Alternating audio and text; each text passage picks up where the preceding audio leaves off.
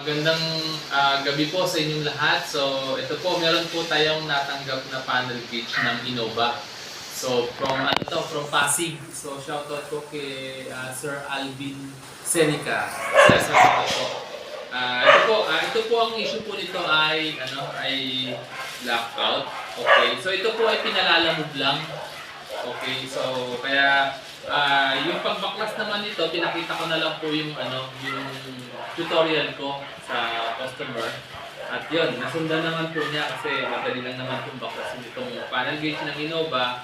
Kaya hindi po mahirap para sa lahat. Kaya andun na po sa instruction ko yung information po at pati kung paano yung mga technique po. Okay, so ayan, ito po naman yung address ko.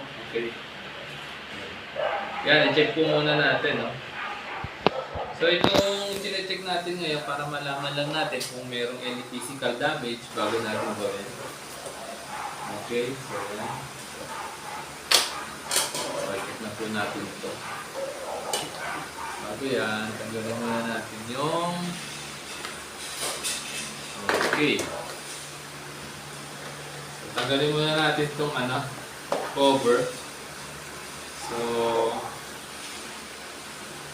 ngayon nga pala, hindi ko lang alam na kung nabanggit ko yung date, no? Ngayon ay August 13, Sunday. Okay. Actually ngayon Sunday, dapat usually nasa Quezon City Circle ako pag Sunday. Yun nga lang, ngayong Sunday nito, meron lang po akong inilakad. May inasikaso lang po ako. Kaya hindi po ako nakapag-service doon sa Quezon City Circle. Yun po kasi yung aking schedule. Pagka Sunday, nasa Quezon City Circle po ako. So dapat nga po si Sir Alvin pupunta sa Circle kanina. Ngayon, nabanggit ko po na ako po ay hindi nakapag-schedule. Gawa nang meron lang po. Yun nga, nakakagad inasikaso. Yung pagtanggal po nito, madali lang, no? Kung gusto niyo pong mag-DIY. So makikita niyo po doon sa mga naunang YouTube tutorial ko. Sundan niyo lang po yan. Pati yung mga technique ng pagbabalik, para hindi po mahirapan. Ito naman po, yung color naman po ng LED nito, yung stock na lang din po daw, okay, sabi ng ating customer. Kasi po, siyempre sa katagalan na rin po, bukod doon po sa sira yung gauge blackout, pati po yung LED niya affected na rin dahil may kalabuan na rin po pagka mga ganito katagal na yung gauge. So usually po, talagang malalabo na yan, quality na po talaga. Lalo na ito, almost 10 years na po. Yung LED natin, 5 years lang. Talagang quality na. Okay, so far, good naman po yung gauge. Walang any damage or hindi pa siya nare-repair. At wala rin siyang history ng nabaha. Okay, tanggalin natin ito. Okay. Ingat lang po dun sa LCD kasi babasagin yan, no? Wala tayong nabibili niyan sa market. Talagang bibili kayo ng buong gauge nito.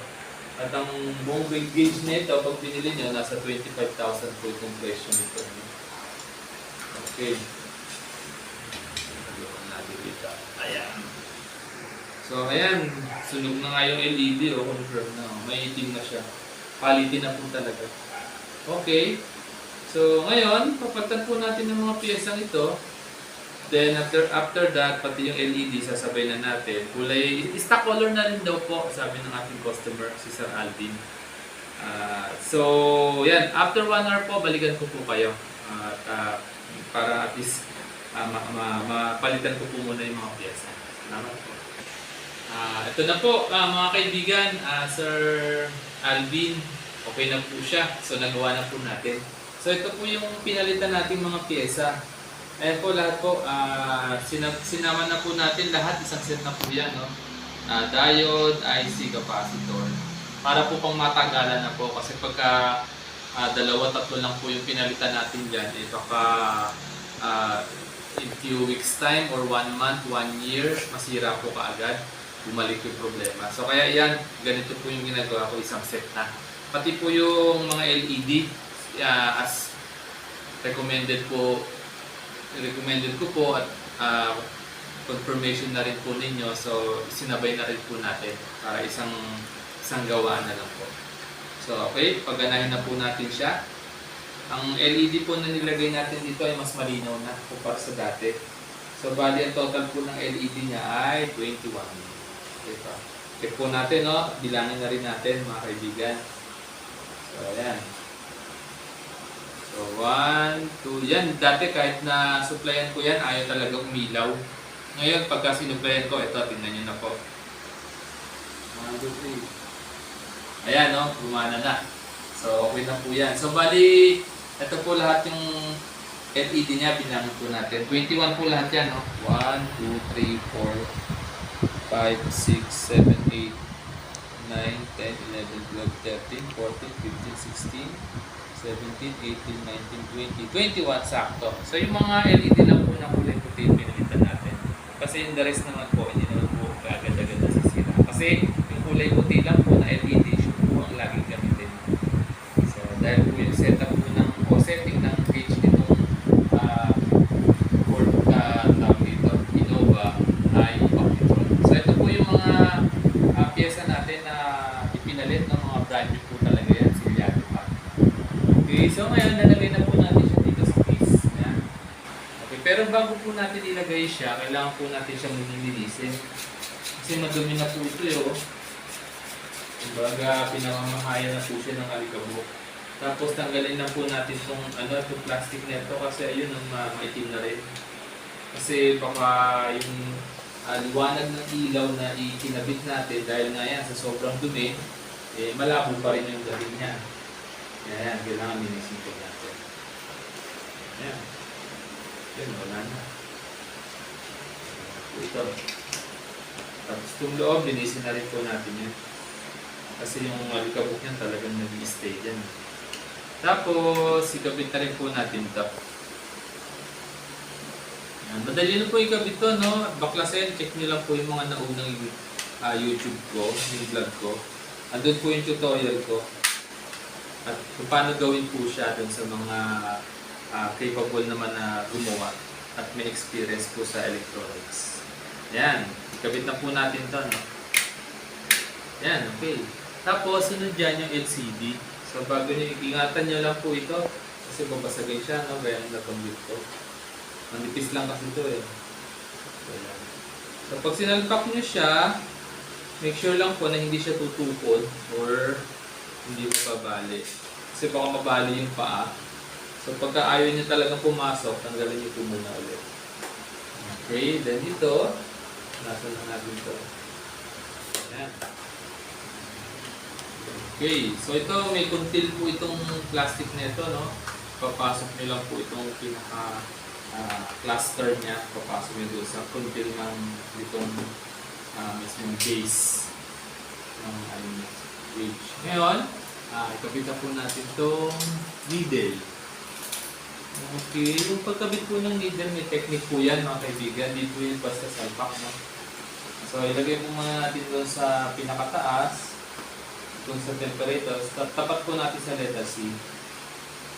Ayan, tapat na. Ganon din po itong sa fuel, set natin sa letter F. Tapos itapat natin sa letter E. Okay? Then itong gitna, ito yung mas mahabang needle. Sa gitna po siya. Itapat natin sa 200. Tapos ikot natin pabalik. Itapat natin sa 0. Huwag kayong susobra, oh. 0. Yan. Okay. Then ito namang RPM, itapat natin sa pinakadulo, number 8. Tapos, set natin sa 0. Okay, so sobra. Yan.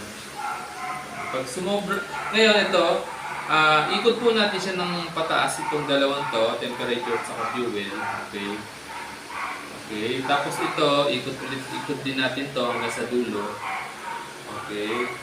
Tapos lagay na natin sa gitna. So, ang purpose lang po ng pag-ikot yan is para malaman po natin kung may nasayad. Kasi minsan, pag napasobrang baon, sumasayad dito sa plastic eh. Ngayon, pag sumayad po doon, pag umangat po yan, hindi na po siya makakasagad o makakababa kasi sumayad na po siya sa plastic. Ngayon, pagka wala naman nasayad, okay na. Pag may sumayad, angat nyo lang, tapos balik nyo lang ulit ng bahagya. Ngayon, set natin sa pinakamataas para mamaya pag pinasok sa gitsa, pag sinuplayan natin, magkakalibrate ko yan. Tapos ito, kung secondary cover niya, pinisin din po natin. Okay. Ngayon, itong pinaka-primary cover niya, linisin natin ng acrylic cleaner. Ito, pampakintab. Para magmukhang bago. Yan. Kidox. Yan, ganda. Kintab. Kintab na niya. Okay. Isin nyo lang mabuti, no? Ayan, dumi. Yan, okay. Linis lang yan. Pati paligid.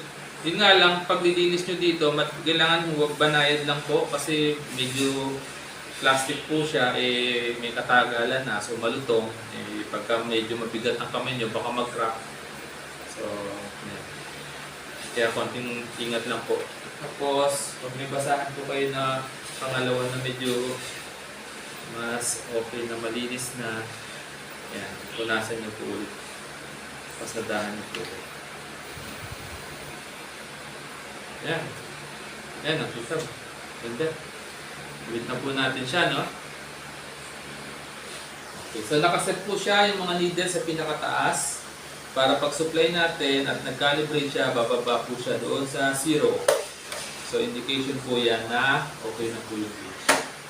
Kailangan po bumaba yan. Kasi pag hindi bumaba yan, yun, may problema pa tayo. Okay. So yan, ito pakita ko po sa inyo, susuplayan na po natin. No? Ilayo lang po natin yung ilaw para hindi siya makasagabal sa liwanag ng bagong LED niya. Okay, so yan. Okay, suplayan na natin. No? Ito. Yan. Okay, so yan na po, no? Yan. 1, 2, 3. Yun, bababa yung needle. Ayun, bumaba na siya. Oh. Okay na, nag-calibrate na. Ayan. Hindi na siya blackout. At the same time, gumagana na siya. Yung LED niya maliwanag na kasi bagong palit na po. Tapos yung odometer niya mababa pa. Oh, no? Nasa 123,000 lang. Okay? So, ayan na po. So, bagong-bago na po siya. Daig nyo pa yung bumili sa kasa nito. Okay. So, ayan. Mga kaibigan. So, okay na po ito. Kakabit ko na lang po yung cover sa likod.